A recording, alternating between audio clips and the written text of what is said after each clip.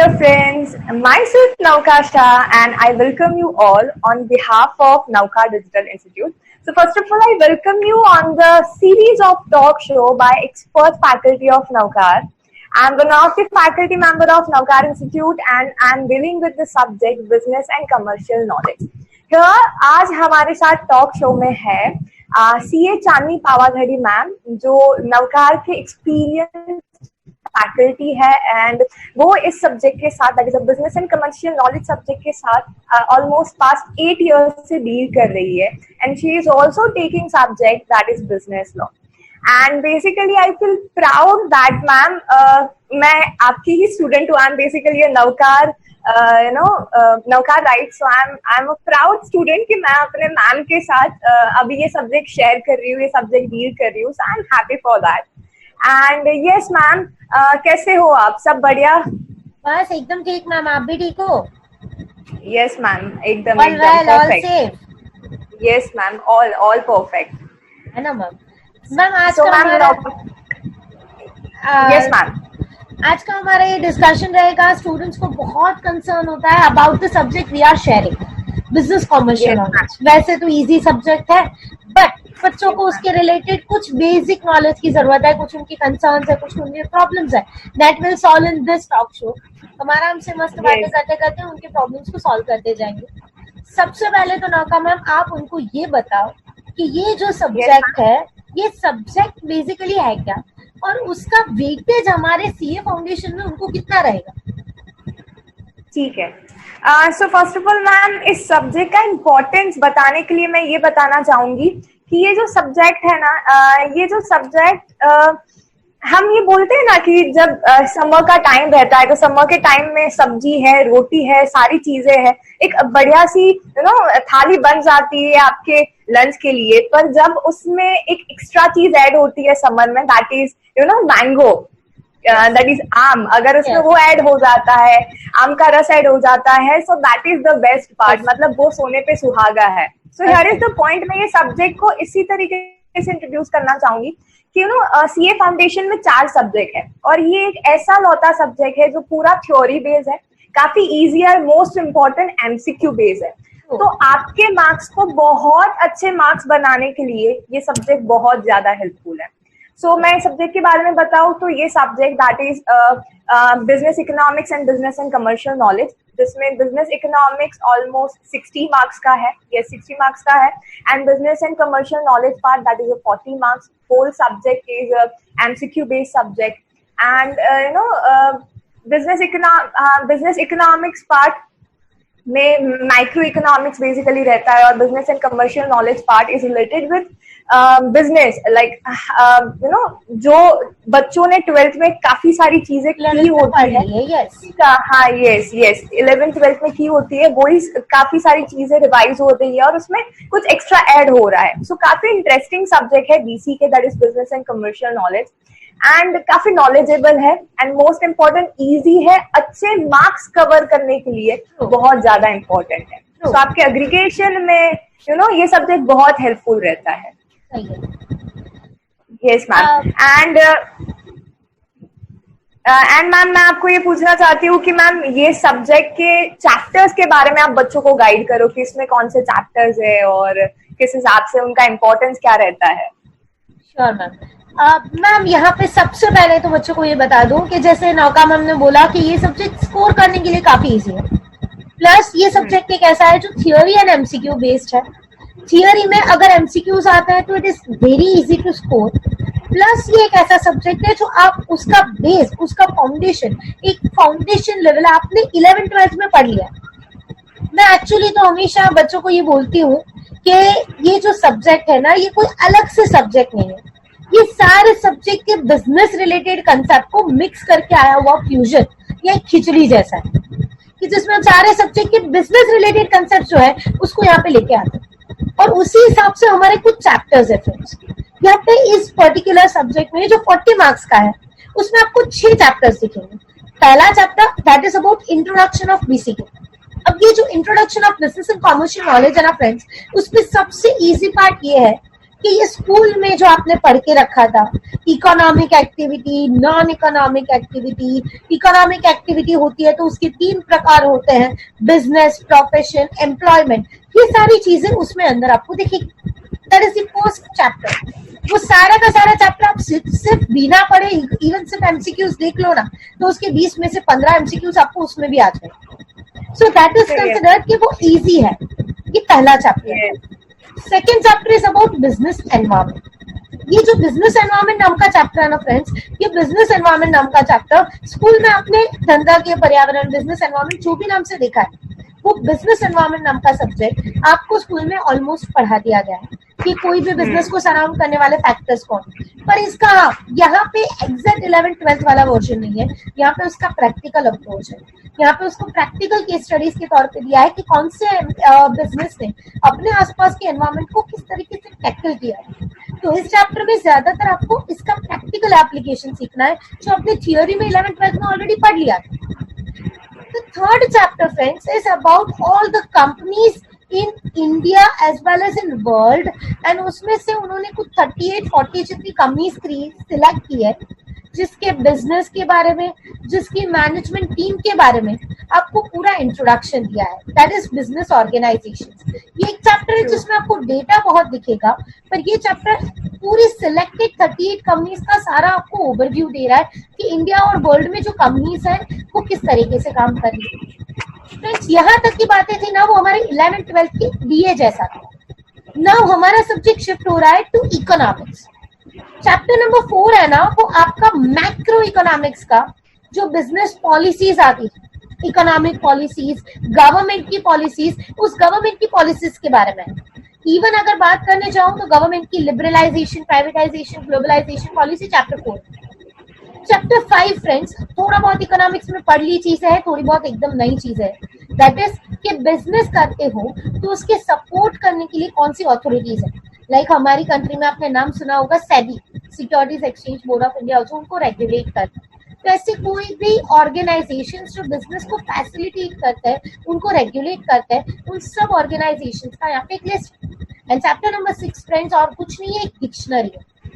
क्योंकि इस particular business world में हम बहुत सारे वर्ड्स यूज करते हैं रूटीन में, और उन वर्ड्स का बिजनेस की टर्मिनोलॉजी में मीनिंग क्या निकलेगा। लाइक शेयर मार्केट में काफी सारे वर्ड्स जो अभी आप CNBC चैनल देखते होंगे, पापा रेगुलरली देखते हैं, तो आपको उसका मीनिंग भी समझ नहीं आता होगा, पर उसका मीनिंग अब भी आपको शायद आपके पापा से बेटर समझ में आएगा after learning chapter number 6। And that is why ये जो चैप्टर नंबर 6 है, that is giving U dictionary meaning for all the words, और ये वर्ड्स आपको इंटर और फाइनल लेवल पे भी काम आएंगे। So this is all together our basic है, जो एक कॉमन बिजनेस लेवल पे आपको अगर बिजनेस करना है तो भी हेल्प करेगा, और मार्क्स स्कोर करना है तो भी हेल्प करेगा। So in both way it is beneficial to you. Now friends, almost ma'am ये चैप्टर की इंट्रोडक्शन तो दे दिए, अब आपको और कुछ पूछना है तो पूछ सकते हो। मैम ये जानना है कि आपने चैप्टर्स तो बता दिए कि हाँ भाई ये चैप्टर्स है, उसमें डिटेलिंग, और मुझे कहीं ना कहीं लगता है कि एज अ चार्टर्ड अकाउंटेंट आपके लिए ये बिजनेस रिलेटेड डिटेल्स जानना बहुत जरूरी है, बिकॉज आप बिजनेस को अच्छे तरीके से जान पाओगे तभी उसका ऑडिट अच्छे तरीके से कर पाओगे। So that is the reason कि इन लोगों ने ये जो पर्टिकुलर पार्ट रखा है, that is very important part. Yes ma'am, ये जानना है कि प्लान ऑफ एक्शन, ठीक है, ये चैप्टर्स की प्रिपरेशन जो करनी है तो किस हिसाब से हम कर सकते हैं, इसका प्लान ऑफ एक्शन क्या रहेगा? परफेक्टली। पहले तो ये बता दूं कि जो नौका मैम ने बोला कि अगर ये सब्जेक्ट आप जानते हो तो आप ऑडिट ठीक से कर पाओगे। मैं ये हमेशा मानती हूँ कि कोई भी ये जो सब्जेक्ट है ये जानता है ना, तो सीए को कोई उल्लू नहीं बना सकता। आप ऑडिट करने जाओगे तो आपको झूठ मूठ का कोई बला कुचला नहीं सकता कि हमारे बिजनेस में तो ये चलता है। You are aware about almost every business in basic level. अब सेकेंड मैटर फ्रेंड्स, यही रीजन है कि ICAI के न्यू सिलेबस में ये सब्जेक्ट इंट्रोड्यूस हुआ। न्यू सिलेबस से पहले ये सब्जेक्ट इंट्रोडक्शन में नहीं था, because ICAI knows that chartered accountants are going to be connected with businesses, and even कुछ लोगों को बिजनेस शुरू भी करना होता है तो उनको ये सब्जेक्ट का नॉलेज होना चाहिए। Therefore they are adding this subject. Yes, that's true, ma'am. That's true. और दूसरा फ्रेंड्स, काफी सारे वर्ड्स ऐसे हैं जो मैं खुद अभी यहाँ पे चैप्टर 6 पढ़ती हूँ ना, तो मेरे को लगता है काश मेरे टाइम पे ये होता ना, तो मेरे को इंटर और फाइनल में स्कोर करना आसान हो। क्योंकि जब मैं सीधा इंटर फाइनल में वो वर्ड्स देखती हूँ ना, तो मेरे को मीनिंग समझ में नहीं आते थे। नाउ मैं पहले से वो मीनिंग समझ के जा रही हूँ। So it is easier for me to understand the topics in a practical aspect, तो वो ज्यादा जरूरी रहेगा। अब प्लान ऑफ एक्शन प्रिपेयर करते हैं। तो प्लान ऑफ एक्शन फ्रेंड्स, एक पहले तो हमारे होम मिनिस्टर अमित शाह जी का एक मीम्स या एक डायलॉग बहुत फेमस हुआ था, क्रोनोलॉजी समझ लीजिए। अब ये जो क्रोनोलॉजी है ना, वो क्रोनोलॉजी यहाँ पे बताओ कि चैप्टर्स को ये चैप्टर्स को आपको कौन सी क्रोनोलॉजी में पढ़ना है। अब क्रोनोलॉजी वाइज फ्रेंड्स हमेशा बात करूँ ना, तो इंपॉर्टेंस वाइज में क्रोनोलॉजी बता रही हूँ। सबसे पहले प्रिपेयर होना चाहिए chapter number 2, that is business environment. हम सिलेबस जब खत्म करते हैं उसके बाद you should prepare chapter number 2, that is on a first level. वो चैप्टर नंबर 2 प्रिपेयर हो गया क्योंकि उसका मार्क्स वाइज वेटेज ज्यादा है, इजी है और आपको पढ़ने में टाइम कम लगेगा। टाइम कम, मार्क्स ज्यादा, that should be your first priority. Second important chapter for marks weightage and easy to study is chapter number 4, because उसमें गवर्नमेंट की पॉलिसीज है, तो 11th का बेस आपको ऑलरेडी जो है वो काम आएगा। चैप्टर नंबर 4 के बाद you should again go to chapter number 1, because मैंने वो इजी है पर इंपॉर्टेंस वाइज चैप्टर 2 से कम है, इसलिए मैंने उसको थर्ड सीक्वेंस में लिखा। चैप्टर नंबर 1 प्रिपेयर करो, उसके बाद you should move forward again to chapter number 5। ये थोड़ा सा लर्न करने वाला चैप्टर है, तो उसको मैंने इंपॉर्टेंस वाइज ऐसे रखा। और चैप्टर नंबर 6 उसके बाद जाना चाहिए फ्रेंड, क्योंकि वो डिक्शनरी है, तो लेक्चर में सुनते सुनते ही आपके आधे से ज्यादा वर्ड्स क्लियर हो गए होंगे। तो उसको मैंने इसलिए लास्ट में रखा है कि एक बार लेक्चर सुना है या इवन आप उसका वीडियो देख लोगे तो you can revise it easily, तो लास्ट प्रायोरिटी में रखो। And last chapter friends you should study, that is chapter number 3, that is business organisation. ये जो बिजनेस ऑर्गेनाइजेशन है ना फ्रेंड्स, ये बिजनेस ऑर्गेनाइजेशन में ऐसा बोला जाता है कि अलग अलग कंपनीज का डेटा, अलग अलग कंपनीज का डेटा आपको वहां पे दिखेगा और अलग अलग कंपनीज के डेटा को आपको प्रिपेयर करना है। अब उसको प्रिपेयर करने के लिए शायद यहाँ पे मैं कंसिडर करूँगा कि ये जो कंपनीज का डेटा है याद रखने की जरूरत नहीं। रट्टा हम कभी जिंदगी में नहीं लगाते, रट्टा हम कभी जिंदगी में नहीं लगाते। एक काम करने का बहुत इजी रास्ता बता रही हूँ। यहाँ पे ज्यादातर पहले क्वेश्चन आस्क के एनालाइज करो, कौन से क्वेश्चन आते हैं। तो मैंने लिखा हुआ है मोस्ट ऑफ टाइम कंपनीज की हेड ऑफिस कहाँ पे, ये पूछते हैं, या कोई कंपनी है कब एस्टैब्लिशमेंट में आई थी, ये पूछते हैं। अब आपको एक छोटा सा काम करना है, मैं 38 कंपनीज की हेड ऑफिस याद नहीं कर सकती, पर मोस्ट ऑफ कंपनीज है ना, उसकी हेड ऑफिस या तो न्यू दिल्ली, मुंबई या तो कोलकाता साइड दिखेगी, या तो ऐसी सिटीज दिखेगी जिसमें कॉमन है। तो एक काम करो, ये लिस्ट बनाओ कि न्यू दिल्ली में कितनी कंपनियों के हेड ऑफिस है। अब आपको पर कंपनी याद नहीं रखना, आपको न्यू दिल्ली में कितनी कंपनी की हेड ऑफिस है वो याद रखना है। तो मतलब आपने 4 या 5 सिटीज याद रख ली है और बाकी के जो बचे वो यूनिट्स आपके ऐसे आए जो एक लेवल पे आपको याद रखने भी इजी है और एग्जाम में मार्क्स भी स्कोर करेंगे। और लास्ट डेटा इसमें आता है, दैट इज अबाउट कि कंपनी के सीईओ कौन है, कंपनी के सीएफओ कौन है। अब उसका हमने है ना एक्सेल शीट हम एग्जाम कार्ड में बना के आपको प्रोवाइड कर देते हैं। इफ पॉसिबल आप उसको याद रख लो, वरना उसके पीछे इतना ज्यादा टाइम वेस्ट मत करना। हाँ, मैं इतना बोलूंगी कि if possible try to learn, उसमें मगअप करने जरूरी है, पर वो तब करना जब बाकी के सारे चैप्टर्स आपके हो चुके हैं। बिकॉज ज्यादा से ज्यादा आपको वो सीएफओ सीईओ का एक क्वेश्चन आएगा, एक क्वेश्चन के लिए बाकी की मेमोरीज आप इतनी यूटिलाइज मत करो जो आपको बाकी के चैप्टर्स को सैक्रिफाइस कराए। So friends, this may be a plan of action. Ma'am now मैं आपको कुछ क्वेश्चंस पूछूंगी related with the study, related with the examination. मैंने तो बहुत बोल दिया। एक्चुअली क्या है ना मैम, आप मेरे भी फैकल्टी हो, हाँ। थे, एंड अभी तो मुझे ऐसा लगता है कि मैम जब तक है तब तक मैं कहाँ पे ना मैम ऐसा कुछ नहीं, नौका में आके फैकल्टीज को एक्सपर्ट होने के बाद बोलना ही पड़ा। We are starting with first 100% आपसे सीखा है, बस अभी बच्चों को यही सिखा। अरे बस बहुत हो गया। अभी चले यहाँ पे हम स्टार्ट करते हैं कि ये जो सब्जेक्ट है ना मैम, उसमें एक प्रॉब्लम है, नेगेटिव मार्किंग सिस्टम। ये हमने सुना हुआ है, एंड नेगेटिव मार्किंग सिस्टम है। प्लस मैम मैंने ये भी सुना है कि इस पे एग्जाम में दूसरे पेपर्स की कंपैरिजन में, जैसे कि अकाउंट्स और लॉ में उनको 3 घंटे का टाइम मिलता है, बट जबकि एमसीक्यू सब्जेक्ट है, 100 मार्क्स की पूरे एमसीक्यूज है, उनको 2 आवर्स का टाइम मिलेगा। Plus there is a negative marking system. तो ये नेगेटिव मार्किंग सिस्टम क्या है वो आप बच्चों को समझाओ आराम से, उनको पता चले कि क्या है ये सिस्टम है एग्जैक्टली। ठीक है ma'am. First of all negative marking के बारे में बताए तो मैं एक चीज बताऊं कि अगर बच्चे 5 एमसीक्यूज अटेंड कर रहे हैं, ठीक है, 5 एमसीक्यूज अटेंड कर रहे हैं, उसमें से उन लोगों के शायद एक एमसीक्यू सही निकला, ठीक है, और शायद नहीं निकलेगा, एटलीस्ट एक तो निकलेगा ही निकलेगा, एक एमसीक्यू सही निकला और 4 एमसीक्यू जो ना अटेंड किए थे वो गलत हो गए। तो अब यहाँ पे क्या है, आपका एक एमसीक्यू गलत है, उसके .25 कटते हैं, ठीक है। तो मतलब ये हुआ कि आपको 5 में से 1 मार्क मिला था, 4 आपके गलत हुए, तो .25 मल्टीप्लाई बाय 4 मतलब आपका 1 मार्क चला गया, तो आपको 0 मार्क्स मिलेंगे। तो here is the point, negative marking है, तो यहाँ पे हम ये नहीं बोल सकते कि A B C D, मुझे B ज्यादा अच्छा लगता है, जय माता दी करके टिक करके आ गए, क्योंकि नेगेटिव मार्किंग है, नेगेटिव मार्किंग है, तो ये तो ध्यान में रखना ही पड़ेगा। और इसीलिए सेकंड क्वेश्चन जो था वो सॉल्व हो जाता है कि जनरली लोग बोलते हैं एमसीक्यू है तो कुछ भी टिक करके आ जाओ, आपके मार्क्स आ जाएंगे। तो उसका तो मैम ने एडवांस में आंसर दे दिया है कि नहीं, इट इज एमसीक्यू, आप कुछ भी टिक करके नहीं आ सकते कि मेरे को ये पसंद है मैं ये टिक करूंगा, राइट? सही है, सही है मैम। प्रोफेशनल स्टडीज है ना, प्रोफेशनल स्टडीज, तो यहाँ पे भाई A B C D और फिर D करके नहीं, माता जी देख लेना, संभाल लेना खुद, अच्छा यही सही हो, ऐसा ये नहीं हो सकता। और नेगेटिव मार्किंग है तब हम ये रिस्क नहीं ले सकते। तो मैं इसके रिलेटेड ये बताना चाहूंगी कि आप किस तरीके से पेपर को अटेंड करो फॉर दिस 40 मार्क्स।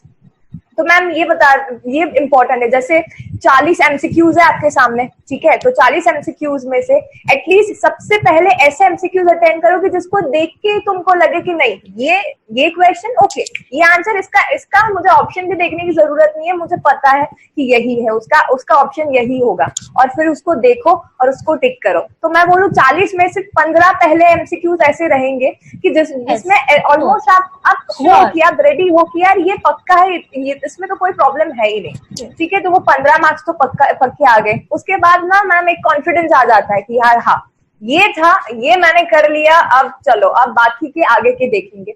उसके बाद ऐसे एमसीक्यूज पढ़ो और क्वेश्चंस देखो अच्छे से, और मोस्ट इंपॉर्टेंट एमसीक्यूज में सबसे ज्यादा ये होता है क्वेश्चंस बहुत अच्छे से समझो, ठीक है। तो क्वेश्चंस अच्छे से पढ़े, ठीक है, क्वेश्चंस पढ़े, 1 बार 2 बार समझे, उसके बाद आपने एमसीक्यूज के ऑप्शंस देखे, ठीक है।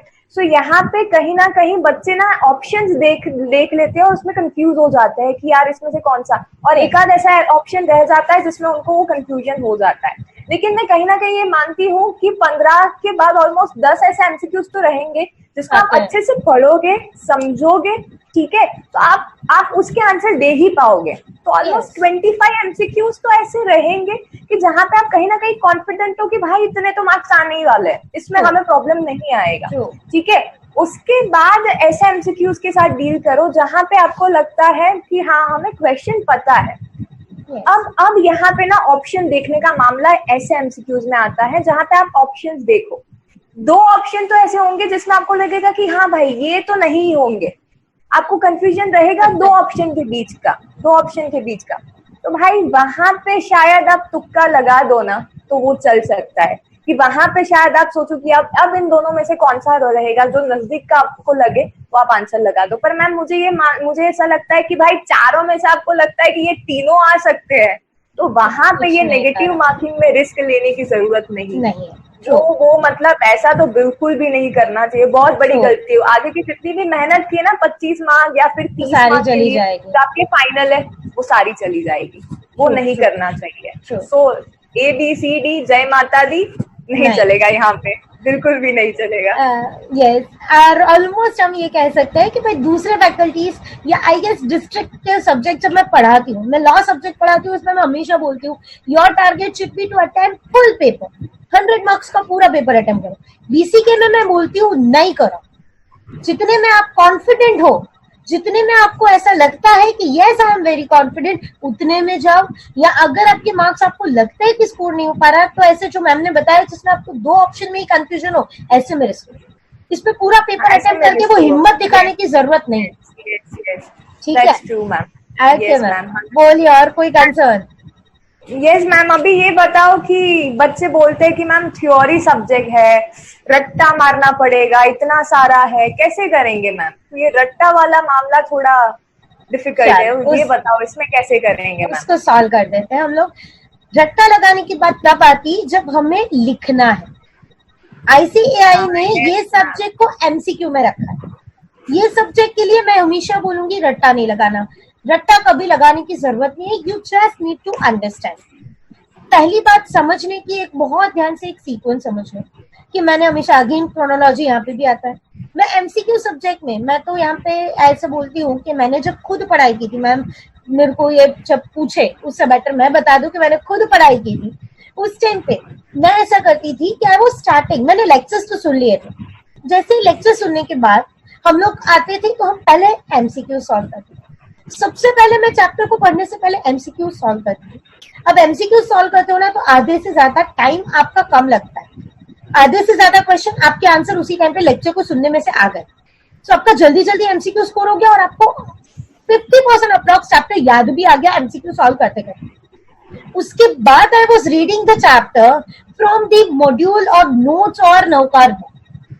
अब उसके बाद जब मैं पढ़ती थी तो मेरे को दो चीजें होती थी, पहला मैंने जो नौकार में एमसीक्यू सॉल्व किए तो उस टाइम पे जो मेरे आंसर्स गलत हुए थे या मेरे को नहीं आए थे, मेरे दिमाग में तुरंत बैठेगा कि ये देखो यहाँ पे ये है, तो मैं जो भूल जाती थी उसके ऊपर मैं फोकस कर पाऊँ, और जो मेरे को आता था वो इतना पक्का रिवाइज हो जाए।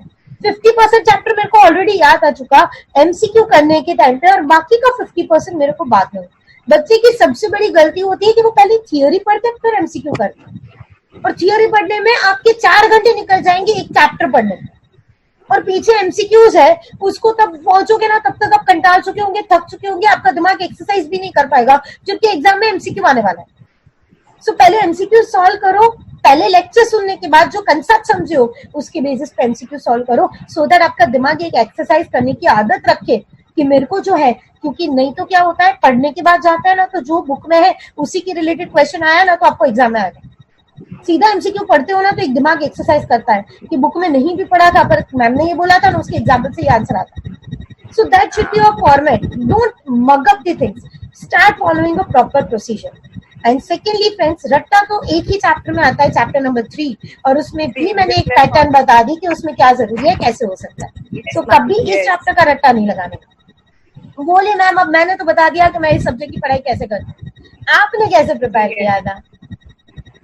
मैम मैंने प्रिपरेशन कैसे किया था उसकी बात बताऊं तो मैंने आप हमारे वहां पे नवकार के हर एक फैकल्टीज हमेशा कहते हैं कि चीजों को मगअप करने से अच्छा उसको पहले समझो, ठीक है। बहुत इंपॉर्टेंट है कि आपकी कॉन्सेप्चुअल क्लैरिटी होनी चाहिए, ठीक है।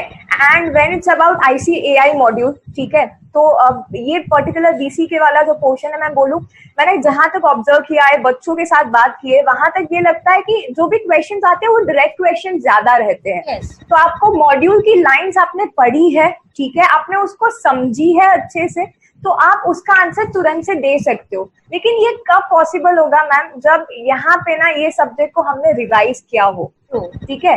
सो आपने थ्योरी पढ़ी है, ठीक है, आपने बोला कि पहले MCQ सॉल्व करो, ठीक है, वो तो करना ही है, लेकिन उसके बाद हम जब थ्योरी पढ़ने बैठते हैं तो तब उसको रट्टा नहीं मारना, ठीक है, उसको समझना है, उसको समझो, और एक बार समझ लिया मतलब खत्म, फिर ये चैप्टर ये पूरा सब्जेक्ट हो जाएगा, ऐसे नहीं, उसको बार बार रिवाइज करो तो आपके दिमाग में वो चीज आ जाएगी, ठीक है।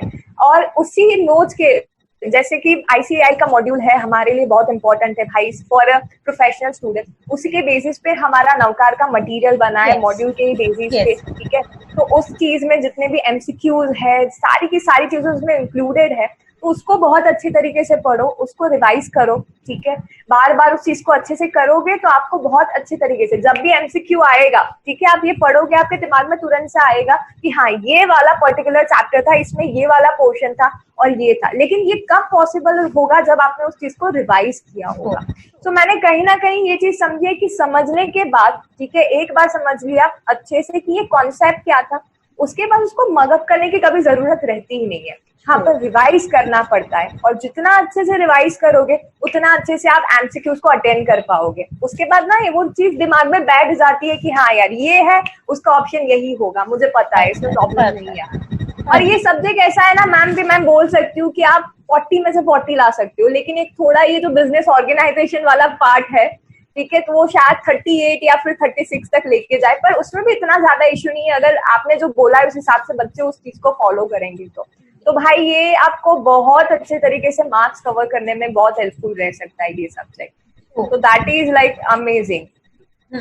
और मैम बताओ, और कुछ एक्स्ट्रा आप ऐड करना चाहो? Most important thing is that ये बताओ कि मैम क्या इस सब्जेक्ट में हम फुल मार्क्स कवर कर सकते हैं? क्या बहुत अच्छे मार्क्स आ सकते हैं? 100% मैम। इस पर्टिकुलर सब्जेक्ट में मैं बोलूंगी कि इस particular economics and basic is something which you can solve and which you are confident enough कि आप उसको आराम से स्कोर कर पाओ।